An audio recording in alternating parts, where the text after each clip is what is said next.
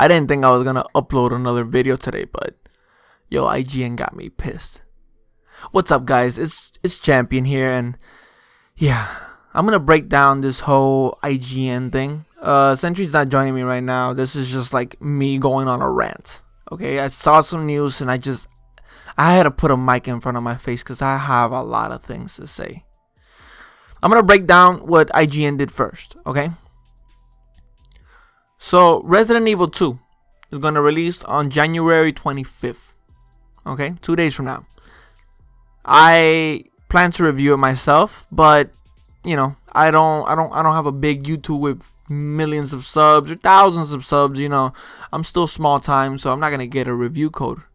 Okay, so I have to wait till the game comes out like everybody else to be able to review it. Okay, but most of the outlets and most of like the big YouTubers and stuff already put out their review for it, and a lot of people loved it, and it does look like a great game. I played the demo and I'm very excited for it. But IGN put out their review, and in Resident Evil 2 you play as two different characters.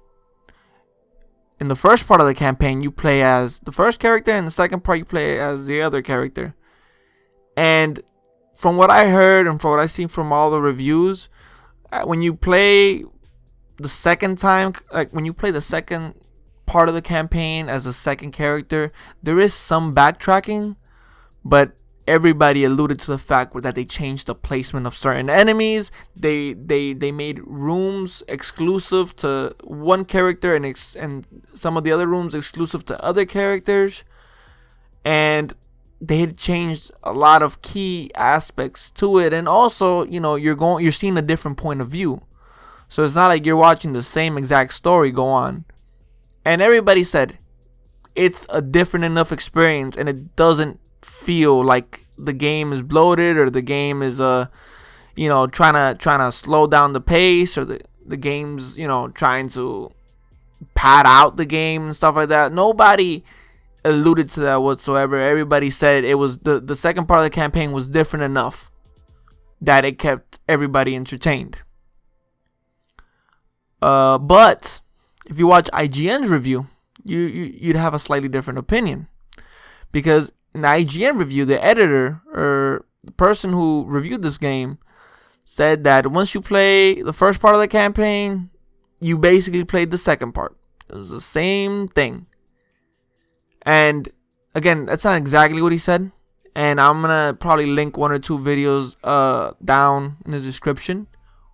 It's gonna be some YouTubers that are also probably that are ranting about this, and they go way more into detail about it, about what the reviewer actually said, and kind of breaking down the X's and O's of what happened. I just came here to give you a quick summary of what IGN did, and I'll give you a rant. IGN was one of the first people, at least that I saw, that was putting out video reviews on YouTube. And back then, being a kid, I didn't have a job, so I had to ask my parents to buy me video games, and my parents, they weren't rich, they weren't millionaires. Okay, they're doing decent, but they couldn't buy me every video game I ever wanted. If they bought me a game, I was gonna play that game for the next few months, and if I wanted a new one, again, I'd have to wait a few months. So I would heavily watch their reviews to make sure that what I was buying I was gonna like, because if I didn't like it, I wasn't gonna play anything else for a bunch of months, so I was gonna get screwed over. So I'd watch the reviews a lot, and they almost never let me down.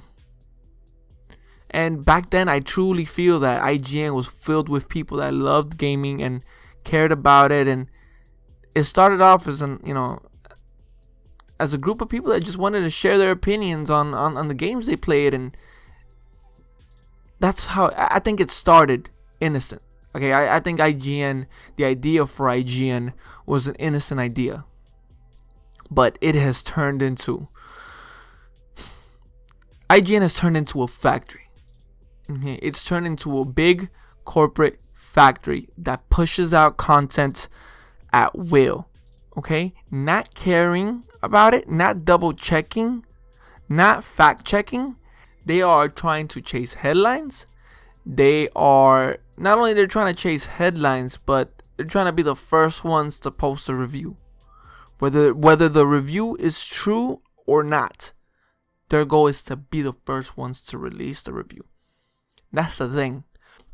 IGN has different goals today than they had back then. Back then was their goals were, let's inform the person watching this video what they're in store for, and if the game is something they would like or something they'd want to purchase. But today their goal is very different. Their goal is to be the first ones out with a review. Now, do I want to blame the reviewers themselves? Because I remember a few months back with the Dead Cells incident. Okay, so basically they released a review for this game called Dead Cells. It was their Nintendo editor. Let me see, I have his name here. I didn't know his name. It was Philip Mewson. Okay, he was a Nintendo editor and he was doing a review for Dead Cells. And then this channel called Boomstick Gaming, that also does reviews and other gaming stuff, basically did a video calling out IGN, saying you guys completely ripped off my Dead Cells review. And when you watch the comparisons, I mean, this guy didn't even do a good job of stealing a guy's review. I mean, he would use some of the exact phrases that the Boomstick Gaming would use. And it was disgusting. It was like, okay, like this is a total ripoff.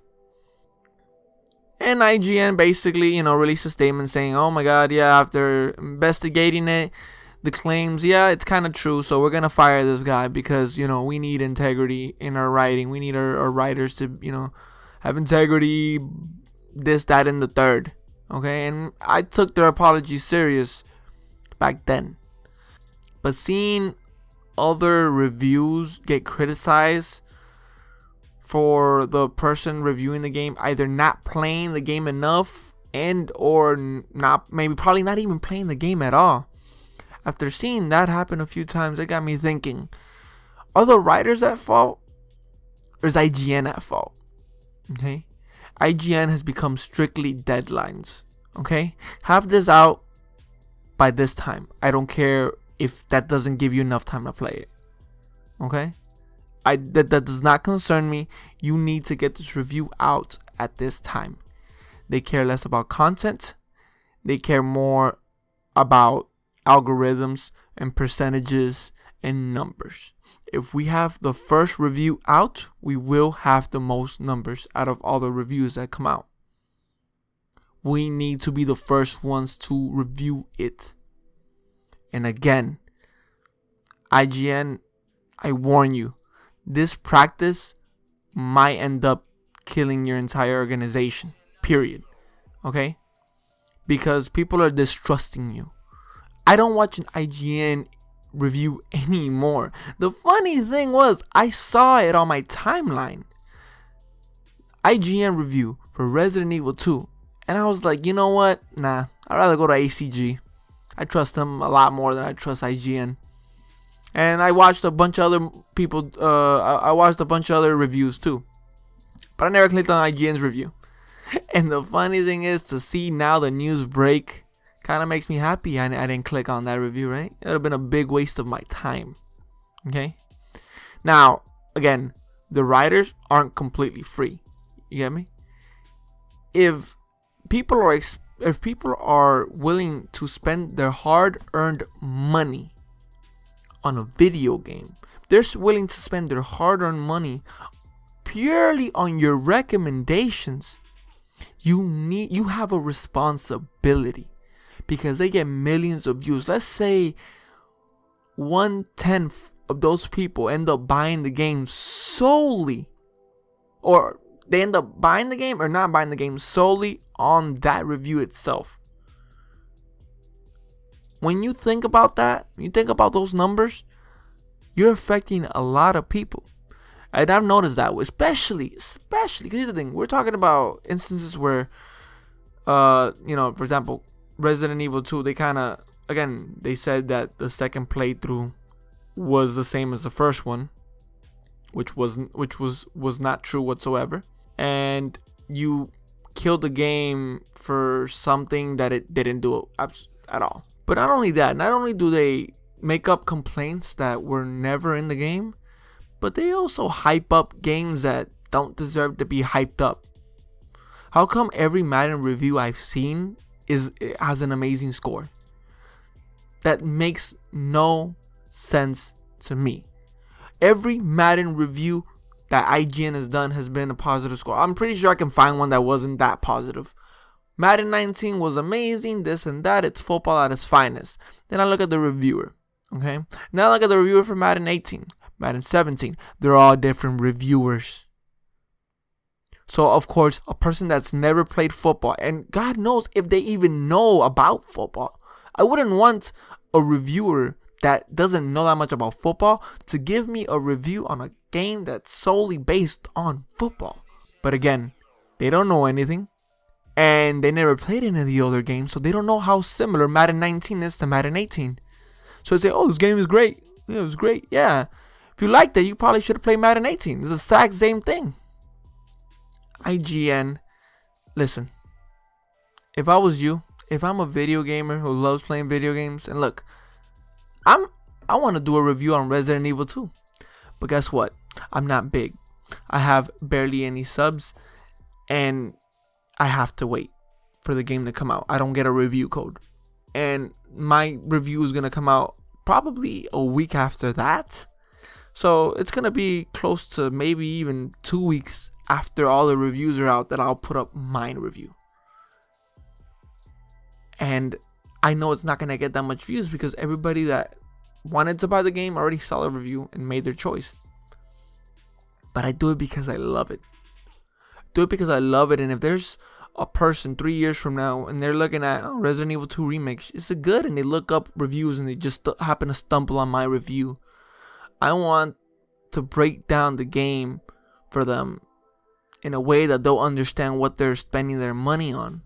So then they make a purchase, they have a great time, and, they keep gaming.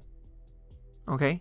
Because if people keep getting suckered, especially by people like IGN that do these reviews that literally will psych you out. If you play Madden 18 and you're there, let me look at the Madden 19 reviews, and they're like, well, they're really great. Well, let me just try Madden 19. You buy it and you figure out it's the same exact thing as Madden 18.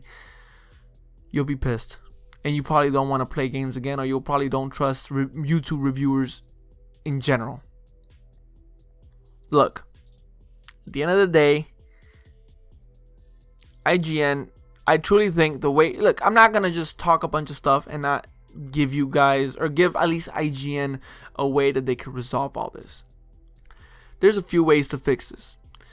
What I've been hearing is that IGN's having some money troubles. Now, can I confirm that? No, I don't know anything about that. That's just like the rumor floating around.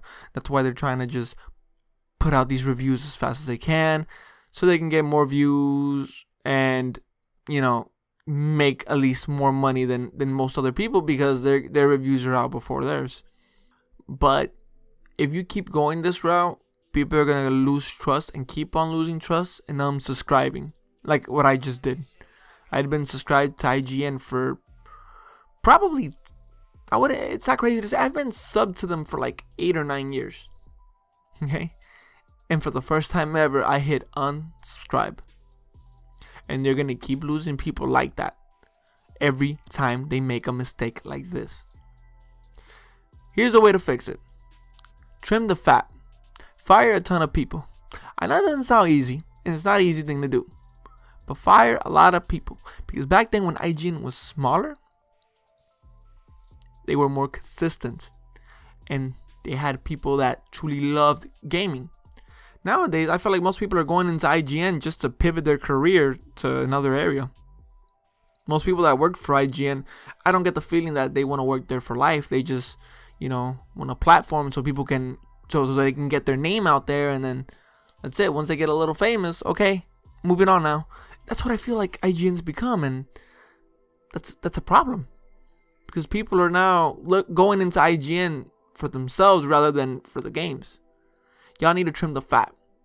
Y'all need to, and y'all know, you know who's in this for the love of it and who's in this for the money. You need to start trimming the fat. Okay, and look, I don't know anything about finances or business. Like, I don't know what state is IGN in where they can just, you know, fire a bunch of people and you know, actually take the time with the games that they review and putting out reviews maybe a day or two after everybody else does. But you know what? The reviews are more on point. And here's another thing. Stop putting out 4 to 5 minute reviews, okay? No, I don't buy those. I don't like that. Okay?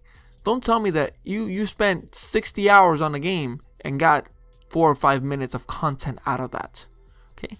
That's a big sign. And look, maybe sometimes a person will play a 60-hour game and for IGN and play it fully and just give a 4 or 5 minute review. But it's like, no, there's no way this 60-hour game, and Resident Evil 2 isn't 60 hours. I'm just saying, I've seen huge RPGs that the IGN reviews fall under 5 minutes, and it's like, no.